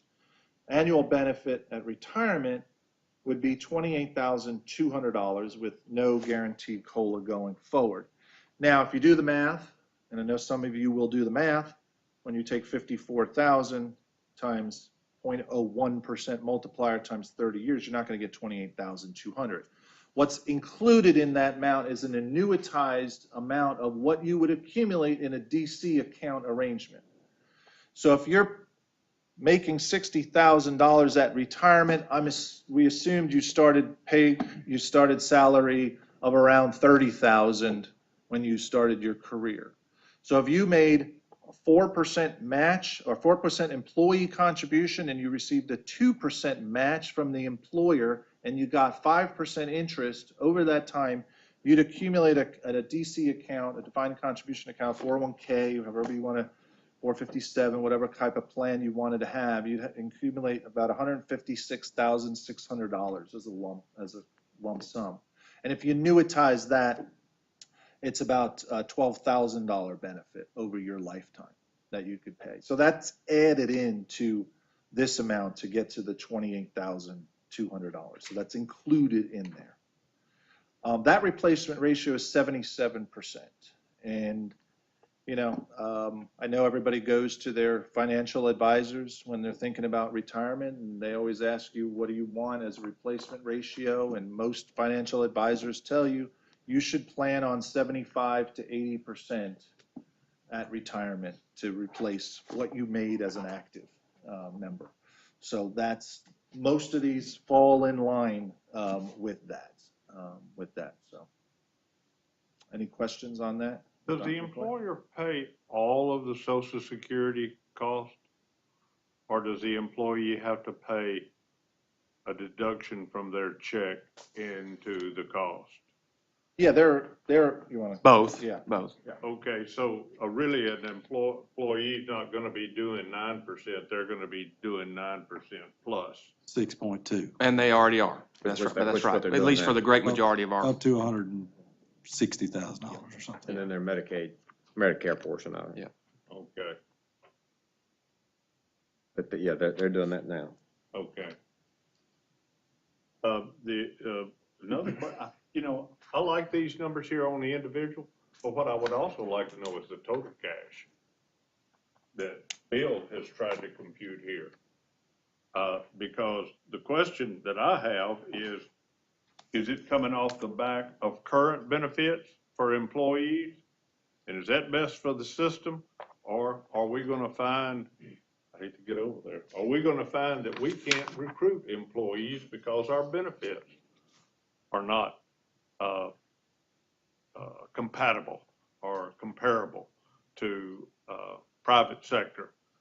We get into the same issue of what we do here and not being able to get employees. So I'd like to know what the total cash is that's going to go toward, and I'm assuming that the reason we're doing this is to pay down the liability. So the question is, where is it coming from? I just don't, I hadn't got that settled in my mind. Yeah, I'll try to show you that as in the future, in a couple future slides. Okay. And what On the does it? impact- On the impact on what this does to the unfunded accrued. That's To the fund. That's my question, is what does each one of these Yep. do to our unfunded, Yep. over a period, over the 25-year period that we're trying to get to, what does each one of these do Right. to Yeah. our unfunded Well, and liability? especially knowing that that's a question for the board. The other question is maybe for the board, maybe not for Yeah, the board. that's true. I agree with that. That's more on the employer side than our Yeah. Yeah, we got you purview of covered. that. Mr. Higgins knows this We're board. if we- He told me what slides he wanted, and we nailed it. If we were just starting brand new. Yeah. And we wanted to do a defined benefit, we're paying 9% and got a 7% return, and we got so much coming from the employer's contribution, what would that fund? I kind of want to work at it the other direction, that direction, to see what it would actually fund to do that. And I have no clue, and looked at it, but that's just the way my mind works. Yeah. And that's probably normal cost, I guess, Yeah, which you'll we'll get show you to. that. 9 and 2.5 will fund tier 4. Yeah. Well, it's actually cheaper. We'll show you. Yeah, that. but. Yeah. Yeah. Not, Yeah, so again, I started the Actuarial 101 talking about benefit payments. So again, what are benefit payments? I gotta get the glasses out for this. This is a little small. What is our benefit payment stream? I basically showed you an example of the blue and orange parts of this chart before. You know, that's the current actives, current retirees and current actives in the plan. But what's going to happen really in the future is we're bringing in new entrants, new members into each of these, whatever tier we decide on, is they're going to eventually retire and start to gain some projection of benefits as well. And so this first slide on the far upper left is the current plan. No new tier, just the current plan with 3% compounding COLAs provided to all those members. And you can see that the benefit payment stream is actually almost going to more than double in the next 50 years, almost triple in the next 50 years as we add new folks into the roles. And that black line is the contributions. So we're always going to have a negative cash flow, pretty significant negative cash flow, even under the current tier in the 50-year period. The PERS board tier 5 is the graph on the bottom right, where it limits those future actives members, there's COLAs, they're not getting a COLA, remember. So it kind of flattens out those benefit payments. And the contributions are the same coming in. It's the statutory contributions that are coming in that we outlined at the beginning, the 19.9%. So by 2074, you see that they're almost matching where there's a zero cash flow issue. If we build on top of that now, the upper left is the PERS board tier 5, but what if we give a 1% COLA instead of a no COLA guaranteed? And you can see it extends it out where we still have more, it's in between the previous slide, the current plan, and this no guaranteed COLA, but you can still see that there is still a negative cash flow existent there. Now we're going to build on that and say, okay, again, no the PERS board tier 5, but let's compare it to the reduced tier 5. So this is the 1.5% multiplier with a 2% COLA, and that benefit payment stream levels off even more considerably, and the cash flow pretty much gets up right around there. The contributions gets up right around there within a 50-year period. So our cash flow would be positive going forward if you extrapolate this past a 50-year time horizon. And then let's look at the hybrid option. Again, bottom right is where we really flatten out and actually even decrease the projection of benefit payments for new hires under the hybrid plan. Again, this is just the DB portion of it. The DC portion would have its own bank account or its own trust fund, but this is just the DB portion. It would significantly drop those that benefit payment stream. So your projection of your cash flow would be positive or almost around 2064, about 10 years earlier. So that's benefit payments. Now let's talk about what it does for the plan in whole on a funded ratio basis, and we'll look at unfunded and ADEX and all this fun stuff. So this was a lot of fun putting this together. But so this is a projection of the funded ratios of each of the plans. Current tier, current PERS is in light blue. The PERS board tier 5 is in, lighter blue. Thank you, Darby. The PERS board tier 5 with a 1% COLA is green. The reduced DB plan with COLA is orange. And the hybrid plan DB plan is a darker blue-ish. That's the CAVMAC blue. That's the new CAVMAC blue. So that's what they all mean. What is the graph really showing us? So the current tier 4 plan will take about 50 years, 2072, for when it crosses 80%. So I showed you the 30-year number beforehand where we kind of hovered around 56% funded ratio. It will get to 80% funded. if we extend that out another 20 years, but it barely gets to 80% in 2070 by 2072. Years and years from now. Most of the alternative plans, except for the PERS board tier 5 with a 1% COLA, have an improved funded ratio that get to about 80%, about 3 to 11 years earlier than the current tier 4 plan. Okay, So- all of these are at 19.4%, 19.9. whatever Yeah. that, 19, whatever, and it's forever, and no more additional money from, Correct. legislature, is just at the 19? Yep. Okay, so what this says, and the PERS current, is that from the top 1, 2, 3, 4, is that the fourth line? Mhm. That's the current, Yes, okay. So if the legislature says, well, shoot, that looks good, what we're just gonna do is lock her in, we're gonna say, we're gonna pay 100, we're gonna pay 19.4, and we're just gonna plan on that being, paid off in 50 years. I mean, I'm just thinking out loud now, of course, it may not be good thinking, but that could be done there. That's what it says, though. If I just do 19, whatever, it's just gonna be that 50 years, and that's, 50 years. Yep. okay. As long as you don't have that negative I 8, understand. as long as you don't have that negative 8.6% year, you're good. As long As as long you as you don't get have the what? the negative 8.6% year. Yeah, well, I understand. Okay, yeah. Yeah, As we long as haven't don't built have the in, negative in Then there. it'll we haven't flatten built out any pretty good. sensitivity. This is assumed 7% every year. We can certainly review that worst case or best case scenarios, but that will certainly move these graphs. And the hybrid plan is that first line, first Right. blue line. The CAVMAC, the dark blue, yeah. But hybrid has nothing to do with cost necessarily on the front end. It really is just showing a DB and a transition, right? And then out of what's here, is this in any way mocked up to be like experience with tier 4?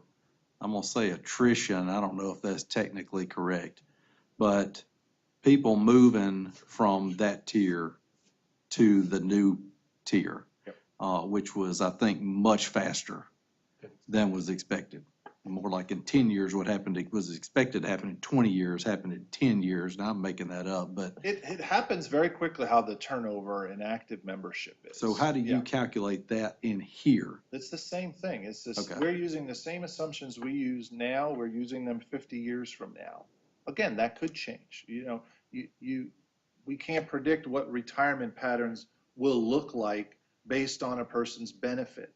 We've made all these tier 5s have comparable benefits. Yeah, there's no COLAs, there's COLAs.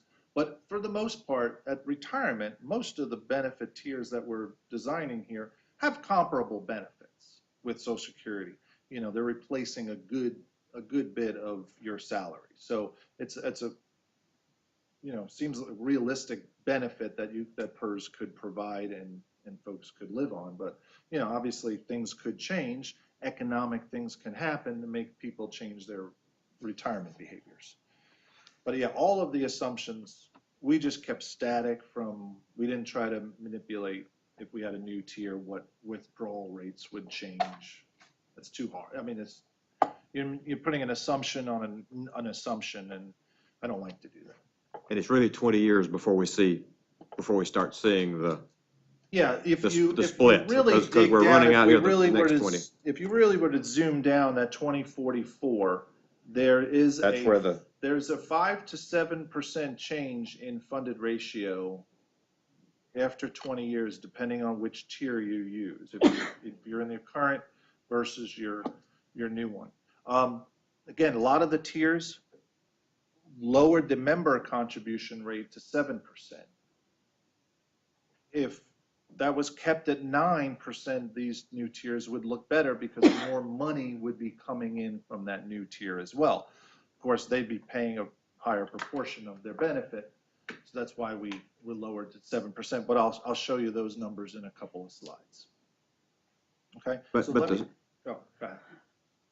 And that 7% is accurate to the cash that they would be giving up on the retirement end. It's sort of to kind of make up for having a lower benefit at the retirement end, that you'd pay less into the fund. And again, we'll show you the normal costs of those. So again, this is kind of a mirror of the previous chart. So this looks at the unfunded accrued liability. Mr. Benson, this is the slide you were referring to, is what are the impact on? Before you get there, just, Yep. I'm curious because the current PERS, but now you said with 4-year vesting, if we eliminate 4-year vesting on, if we stay at 8-year vesting and but current tier 4 has more of an upturn than our tier 5 with a 1% COLA. That's right. After 50 years, it does, because of the 9%. They're still putting in Right, and that's 9%. because of- That extra 2% helps. Yeah. That's why you see it. Eventually, I think the green line will overtake the blue line if we were to extend this out. Going another after 50, years, but for purposes of what we're doing, we're better, rather than having a 1% COLA tier 5, we're better keeping what we've got. For funded purposes. You want me to answer? Right, I mean, it's pretty clear that Yeah. that's what it is. Based on this graph, yes. All right, so this takes now the kind of the mirror effect, not of the funded ratio, but the unfunded, and how are we paying down the unfunded? And so, again, we talked about the negative amortization that is happening and the growth of the unfunded accrued liability. You're not going to get away from that based on designing, putting in a new tier or not at this point over the next 10 years. We're really going to see that unfunded grow based on our current funding situation. So, each of these tiers grows for about the next 10 years. The hybrid plan does have a significant payoff amount due to those benefit payments being kind of going down in the future years and having positive cash flow into that. So it pays the unfunded off in a 40-year time period.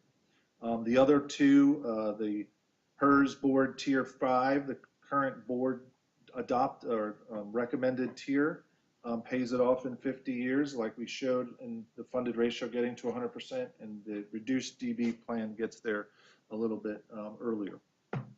So again, but we're going to see potentially, even with the tier 5, that unfunded is going to grow to $30 billion with this current funding structure. All right, so this looks at your cash flow for each of these tiers. Again, we get worse. Actually, the hybrid plan gets worse than any of these plans, because the 5% of member contributions is only coming in on tier 5 into the DB plan. Remember, 4% is going to go into their DC account. So that's pretty significant amount when you have such quick turnover in active membership. So, because that's the employee money coming in, so that is a big picture. But overall, after, that number, you could see that line really after 50 years is positive, and gets to about positive in about 40 years. So, again, kind of nice spaghetti lines, but again, improving, but it does take quite a while. Now, projection of the actually determined contribution of the ADEC. Now, this slide I worked on over the weekend, and it's interesting. We showed what the current tier is. It goes over 50%, and based on current funding, the other tiers really are going to show an increase as well, as we have contribution losses every year because we're not paying the ADEC. PERS is not paying the ADEC, and PERS is only getting in this statutory rate. We're going to have built up losses like we saw the unfunded grow, so the ADEC is going to grow as well to 40 to 50% as well from our current 25.9% rate that we have this year. So what I did was I didn't really like this graph, so what I said was, well, what does this graph look like if PERS does get in better contributions, a scale that we're going to recommend to the board tomorrow be put in, a little bit different than what Chiron's rate was, but it's still a phased-in kind of concept, but up to about 28%, 27.9% of payroll. That's the dotted blue line. What if that is paid? And you can see now the significant impact on the ADEC rates for each of these tiers. And while, 30 to 32% is a small number, it's pretty decent savings that you get. And some of these will never go into the red category. Some of these stay in that yellow metric category that we harp on, and Chiron even harped on it this morning. And even the hybrid plan stays in green the whole projection period. So again, this is with better funding into PERS. And so it's hypothetical right now, but again, this is what that ADEC rate would be. And the ADEC would only, for the current tier would only go up to 32, just above 32% of pay, what we'd be expecting. So again, those are the projections that we looked at over the last 25 or 50 years. Just finish up with the ultimate cost. Now, we talked about the unfunded piece. Now let's talk about just the normal cost, that piece of the ADEC. In the current tier 4, the total normal cost rate is 12.26% of payroll. That's the value of those accruals, and the employees pay 9% of that. So this is the employer's portion to pay 3.26%. So that leaves about 16.64% of the FCR to pay down the unfunded. A tier board approved with no COLA. Again, the current PERS board, tier 5, had a 9.58% normal cost rate, 7% employee rate. The ultimate employer rate is 2.58, so it gives you about an additional 70 basis points to pay down the unfunded a little quicker. Again, all these numbers go into those projection slides you currently saw. Then we have two options under tier 5, board approved with 1% COLAs. And we did one with a 7% employee rate and one with a 9% employee rate. You can see just the difference of the 2% there, how much more that goes down the employer rate and the how much more is available for the FCR. The reduced multiplier, DB multiplier, the normal cost for that plan is 8.97%. So if we kept the employee rate at 9% for that plan, the employees would be paying for the 100% of their benefit. So we lowered that to 7%, where the employer would pay about 2% and the employer would pay about 7%, almost in the same ratio as what's currently in place. And then last, but certainly not least, is the hybrid plan. The DB portion of it, the normal cost is only 5.25% of payroll. So the employee's paying 5%, the employer's portion is only 0.25%. What multiplier are you using there? 2% or 1%? 1% multiplier with no COLA.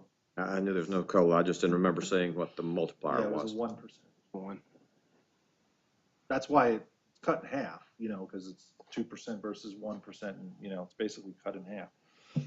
But that would leave a significant amount, and that's why you see the unfunded paid off so much faster under the hybrid plan. So, in summary, obviously, our being here and being here tomorrow is the system needs additional contributions. I think, Mr. Higgins started the day off with his rant there. Fun PERS. I think that's the story of the day. New tier 5 designs help in the long term. They won't help really that much in the short term, but they do really help after the next 20 or so years. It'll take that long, but it will help. Is there a very significant difference in the graph? Because we didn't see a graph of tier 5, 1%, and you leave the 9% contribution. We did not. But that There's would, about a 1% different in paying down the unfunded liability. And that'd be basically the board approved from last year, just leaving it at 9%, Saving it at right? 9 and that, but so it would be just a fraction under the graph of the hybrid. a hybrid, yeah. Yep. And we could run that if you, I'm sure you could. Yeah, I mean, if you'd because like. you'd be getting 19.32% towards the unfunded versus 19.65. Or 1859 versus the 1965 Oh, with the 1% COLA. with My 1%. bad. Yep. Yep.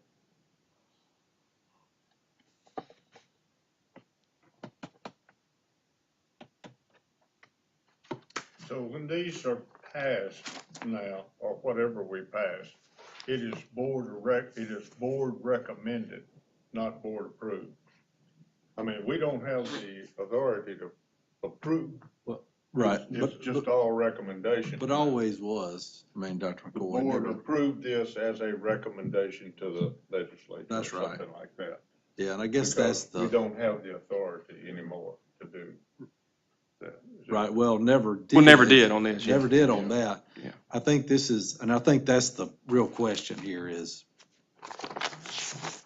after some studying of this, and after knowing there could be a meeting in November set for some more of this, is digestion of that, and then some conversations that would need to happen with the people who do have the ability to do that over where's this leave us? What is that? What's the, considering the employer, considering the retirees, considering our future retirees, and considering funding and policy, what's expected or what would be preferable from those decision makers? Because really, it's how to get this synthesized as much or as little as possible to hand to decision makers to what would be supported or what may not be supported by the board.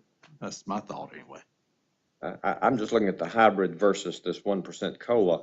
When you leave the 9%, there's a $10,000 a year basically increase in benefits for somebody after 10 years. Is they're paying 2% additional over 30 years worth $10,000 a year? I don't know that. I don't know the answer to that, but.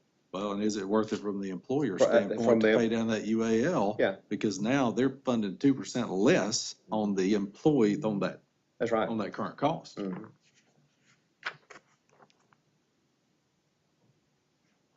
Mr. Higgins, does the staff have a recommendation on how to proceed? Not at this point, not today. I mean, certainly could. I'd be happy to share a lot of thoughts on Tier 5 and so on and so forth. I know it's late in the day though, so I kind of defer to y'all. I wouldn't at this point, other than what I think probably best to happen is if we certainly follow up on any requests that you all have.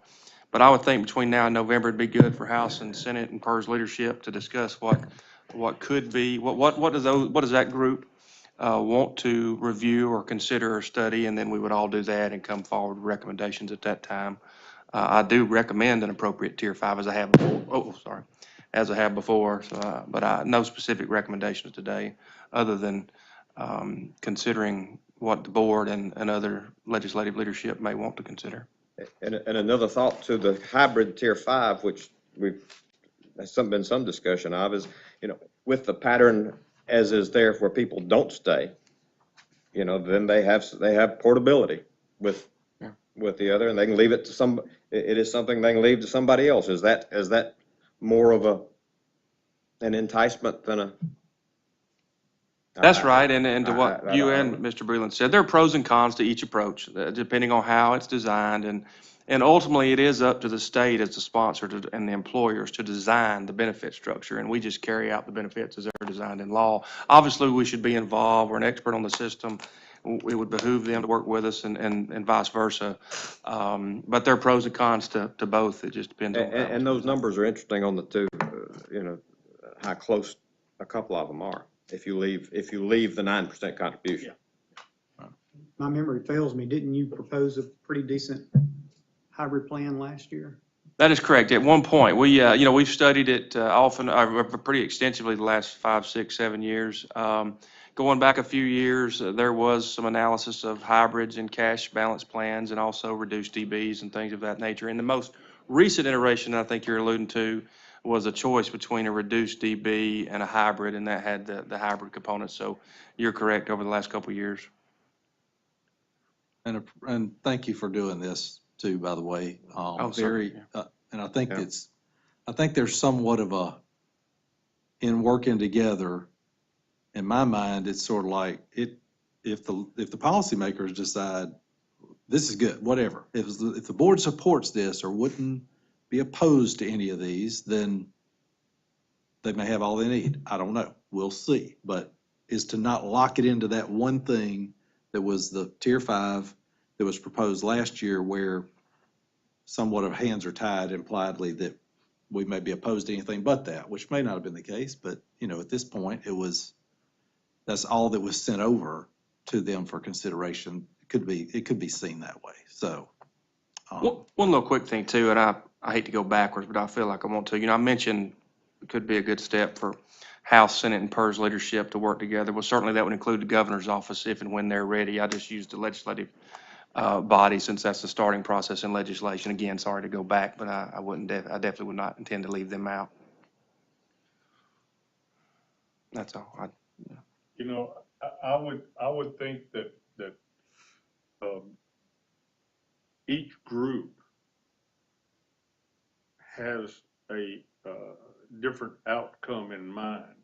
For instance, let's say that we get to the point where we're pretty close to a consensus of a decision, then as the senator alluded to about the employers paying so much, and just say, we can't do it, we're gonna have to, send all that work out somewhere else.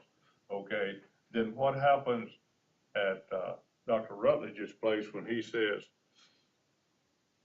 we can't hire employees because we can't compete what our benefit structure is at the salary we're paying. I'm not gonna be able to get any employees. Are we gonna get into that discussion? I think we need to get in your own mind. We need to decide whether or not we're even gonna go over there. Because what we're talking about, in my mind, are potential future employees, and that's way beyond what I think our purview is. We're talking about the current system, current employees, and you can't help but leak over there a little bit, but I just don't want to get out of our lane too much in what we're doing. I agree. Just the thing is, those future employees, not in determining what they make, but that those future employees, we're going to determine what that curve is on the unfunded liability and what we got to pay. Yeah. That's for currents. But one of the things that I would like to think about is, okay, on that, we've looked at reducing the multiplier. Well, what if we leave the multiplier alone and look at what the numbers would be for new employees as we pay? If we went from the 3% cost of living to a 2.5%, what's the cash amount? What is the actual amount, assuming that we make our 7%, what's the actual amount that's gonna help sustain the system? So leave that, or put a combination of those things. Let's get the board all of the information on every, and that may be 2 meetings in November. I don't know, but it's. We've got the one with 2 in it on there in that. That's true. Got 3, 2, and 1, I guess. I think we looked at a number of those things in the past, did we not? We have. I didn't hear quite all that, but yes, we have looked at a lot of things in the past throughout the time, over the last couple of years. I would throw in, our problem at the medical center is usually the opposite. Is the 20-year-old nurse graduate says you're going to take 9% of my pay and make me stay for 30 years. Oh, That's, that's been our experience with some levels of employees as Does well. Some So- are attracted to the benefits, but most, especially the younger ones, they want the hybrid. They're jealous of the ORP eligible people, at least at the medical center. But 30 years, not it. Well, now see, that may be another thing. We may need to look at expanding the definition of who can qualify for that particular program. Now, I don't know the cost of that. So it may be that in that environment, if there's a way to do it, to make a choice, for not only, I guess, physicians are do it and coaches get to do it at the university, then what about just the medical field, nurses, about that? What about expanding that to teachers or anybody with a 4-year degree? And then you start carving out, see, and now we get over into that aspect of it. So, but thank you for bringing that up, because if I've been to school and I'm trained as a nurse and I'm working beside a doctor, and that doctor leaves and I'm making what I think are the exact same decision the doctor's gonna do while he's in the room, I wanna know why I'm paying 9% and I don't have the choice to go in there. I mean, I can understand that. So. I just mentioned one thing. To go back to Commissioner Graham's, one of his earlier questions of me, he asked if I had a recommendation, and I basically said not at this time. I answered that question in the context of the Tier 5 materials that we just went over, and just on Tier 5. And so there's not a recommendation today specifically on Tier 5, but I definitely do have a recommendation, which would be to gradually raise the employer contribution rates to those recommended by the actuary, to dedicate some of the surplus funding on a recurring basis toward the unfunded, and then to implement an appropriate Tier 5. Now, so I didn't want to leave it as if I don't have a recommendation overall for PERS, but I answered in the context of today's materials, which I think you understood that, but for the benefit of others. Thank you. Well, I think, my thought is our recommendation for the sustainability of the system, I think we have to look at what we have, what we promised, what is owed, and can we come to an agreement that this is what needs to be done for that? Because that's there no matter what we change in Tier 5. I mean, that is there. And if we're gonna be making recommendations, and then we can make recommendations. I mean, they don't have to be accepted, but we can make recommendations to take care of this. And now the Tier 5 is just a separate thing to me. A Tier 5 should not, in my opinion, and will not be paying for the liability. So I think we got to approach it like that. The Tier 5 does not pay. Now, the Tier 5 may be designed not to ever have a liability again. I mean, that may be what it is. But we need to make sure that we take care of the stability of everything that we have now. So, Anything else before we reconvene this committee at 10 o'clock in the morning? Not for me. We will have the same, we'll start all over again at 10 o'clock in the morning. Thanks, with thanks a everyone. different agenda. We will stay, I won't say, Slightly different. we will be in recess. I'm not gonna say we're adjourned. We're gonna